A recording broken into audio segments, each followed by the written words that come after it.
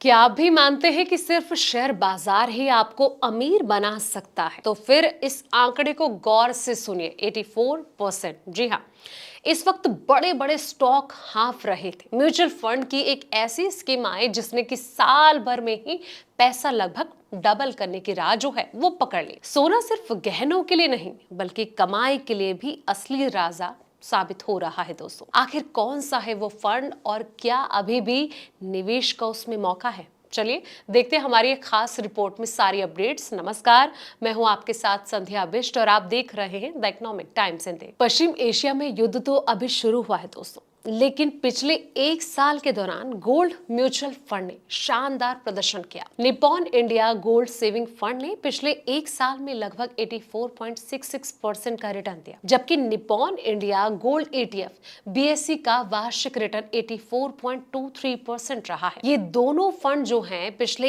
एक साल में इस श्रेणी में अग्रणी रहे हैं।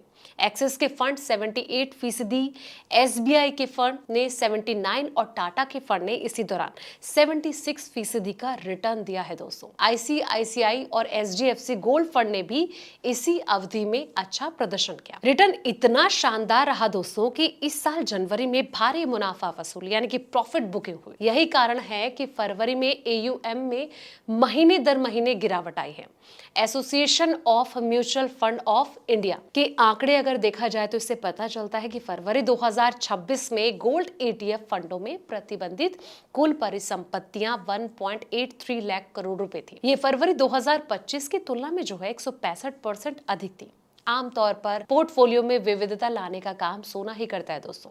शेयरों के साथ इसका जो ऐतिहासिक रूप से कम सहसंबंध है, जो कि शेयर बाजार में उथल पुथल के दौरान जोखिम से बचाव का ऑप्शन प्रदान करता है। आर्थिक अनिश्चितता या फिर भय डर पर सोना शेयरों के विपरीत दिशा में चलता है, जिससे कि शेयर बाजार के खराब प्रदर्शन के समय स्थिरता मिलती है। इसी वजह से जो है निवेशक गोल्ड म्यूचुअल फंड की ओर अट्रैक्ट हो रहे हैं। अब सवाल ये कि गोल्ड फंड आखिर होते क्या हैं? तो गोल्ड फंड एक प्रकार का निवेश फंड है दोस्तों। इसमें सोने से संबंधित संपत्तियों में निवेश किया जाता है। इसका रिटर्न वैसा ही रहता है जैसे कि सोने का रिटर्न देखने को मिलता है। विशेषज्ञों का मानना है दोस्तों कि सोने में आई ये जो तेजी है सुपर साइकिल का हिस्सा ही हो सकती है। हालांकि निवेशक को थोड़ी सावधानी बरतते हुए एक्सपर्ट का ये कहना है कि कुछ चीजें हैं जिन पर उनको ध्यान देना चाहिए।